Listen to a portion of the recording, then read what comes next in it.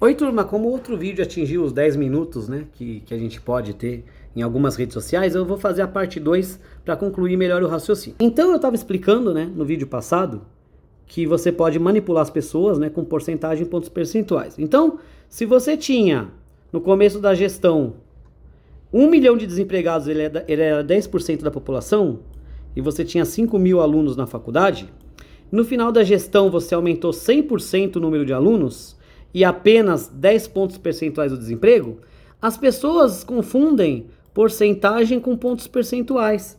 Eles vão achar que você aumentou 100% o número de alunos e só 10% o desemprego.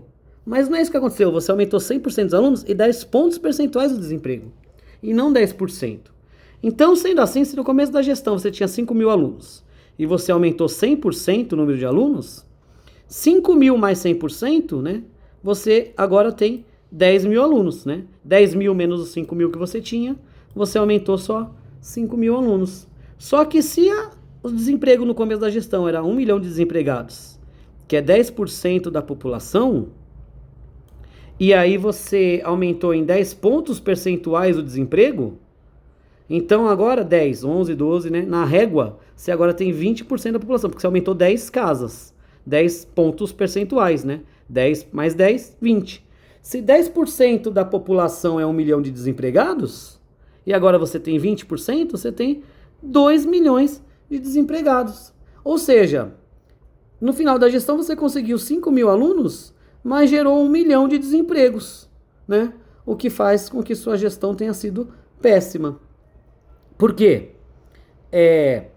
Um número absoluto, perto de um número absoluto baixo, qualquer alteração dá um número alto, né? Então isso aí é muito usado para manipular. Pode comparar dados falando uma coisa em pontos percentuais e outra em porcentagem. É como falar, eu corri por 10 quilos e eu engordei 20 quilômetros. Não pode misturar informação. E um número absoluto baixo, qualquer alteração dá um número alto. Vamos supor que a média na faculdade é 5. Você não estudou muito bem e tirou 2. Aí fala, caramba, eu não passei porque eu tirei 2. Mas depois você estudou muito, eu falei, nossa, eu estudei muito e elevei a média em 100%, né? Beleza. Se você tinha tirado 2, aí você falou, estudei muito, aumentei 100% o meu resultado. 2 mais 100%, quanto que é 100% de 2? 2, né? 2 mais 2, 4. Você ainda está reprovado, né? Você tinha que ter aumentado quase 200% a sua média aí para ter ficado, né, com pelo menos 6. Então, o percentual é quantas casas você está andando, né? Agora, a porcentagem é em relação ao 100%, que é o todo. Então você não pode ficar usando as duas coisas para comparar, isso é usado muito para manipulações. Então vamos pensar aqui em alguns outros conceitos. Vamos supor que você tem aqui notas de uma sala de aula. Então alguém tirou 0, 0, 1, 2, 5, 5 e tal. A média é 5, tá? Porque se eu somar tudo isso aqui dá 50, eu tenho 10 notas, 50 dividido por 10, a média é 5.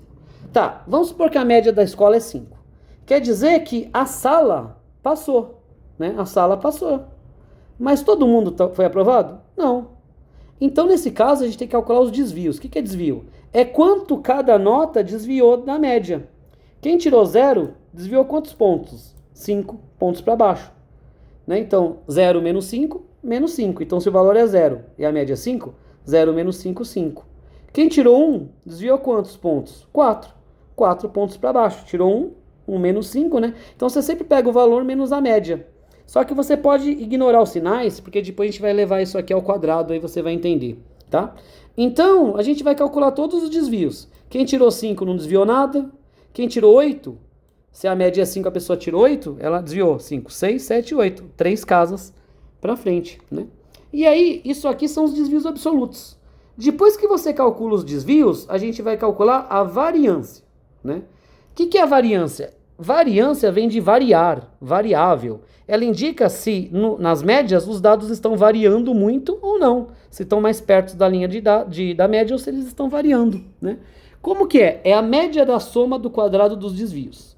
Parece muito complexo ler isso. Mas quando você tem uma informação complexa, quebra informações simples. Primeiro, quadrado dos desvios. A gente vai elevar os desvios ao quadrado. Então a gente tem aqui os desvios, né? Menos 5, né? Menos 4... Então, se levar ao quadrado, né? Menos 5 ao quadrado, 25. Menos 4 ao quadrado, 16. Menos 3 ao quadrado, 9. Então, eu estou fazendo o quê? O quadrado dos desvios.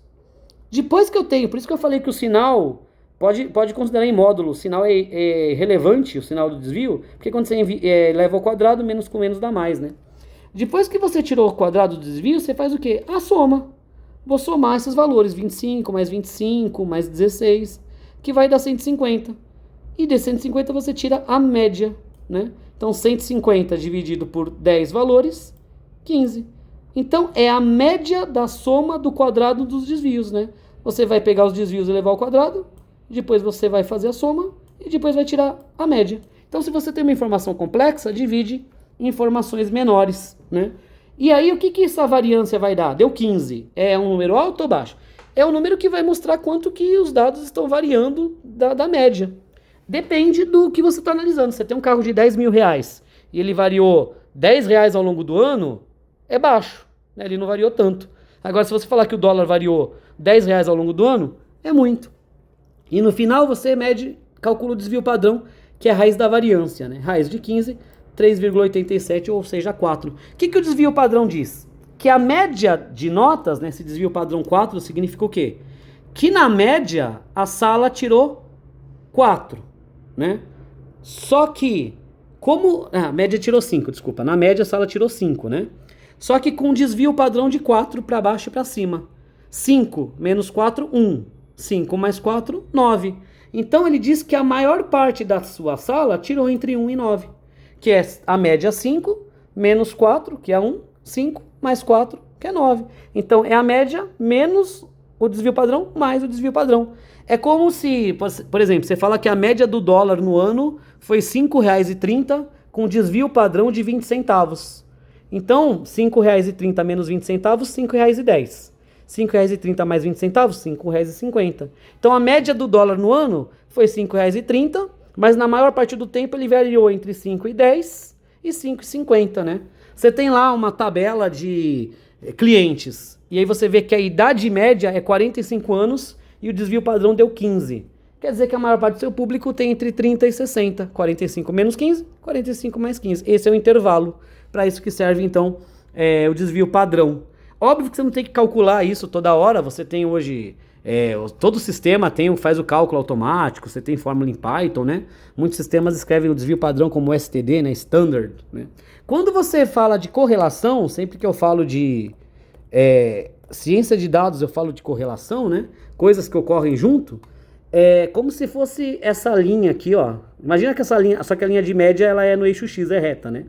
Então, a variância é quanto que os pontos estão mais perto ou mais afastados dessa linha, né? Só que em vez de ser a linha, né, crescente e decrescente, seria da linha de média. Então, imagina que você tem uma linha aqui de média, se os pontos estão mais afastados, alta variância. Se eles estão menos afastados, baixa variância. E para finalizar, turma, você também tem que tomar cuidado com o tipo de gráfico que as informações estão sendo exibidas. Gráfico de pizza você nunca usa para comparar dois valores, porque ele gera ilusão de ótica. Você só usa para saber a parte em relação ao todo, o setor. Por isso que ele é um gráfico setorial.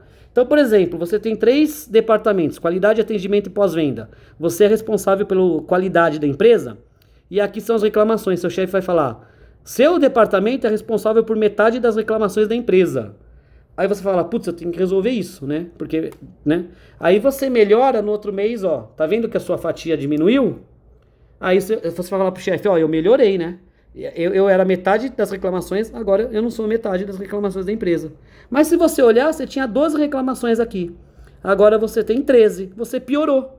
Mas por que a fatia tá menor? Porque como é uma parte em relação ao todo, todos os departamentos tiveram mais reclamações. Então a empresa toda piorou. Você piorou, mas não piorou tanto quanto a empresa. Então você não melhorou daqui para cá, você piorou. Só que tudo piorou junto. Só que se você mostrar assim para o chefe, ele vai achar que você melhorou, porque a sua fatia diminuiu. Então não se usa gráfico de pizza para comparar valores. Você pode manipular. Para isso você usa gráfico de barras. Claramente você vê que a barra aqui está maior que aqui. Só que essa fatia é menor que essa. Só que essa barra é maior. Então no gráfico de barras você veria a verdade. Ó, todas elas aumentaram. Só que como aqui em relação ao tudo, que é o 100%, a sua parte diminuiu. É isso aí, turma. Esses 2 vídeos, não deixem de ver a parte 1.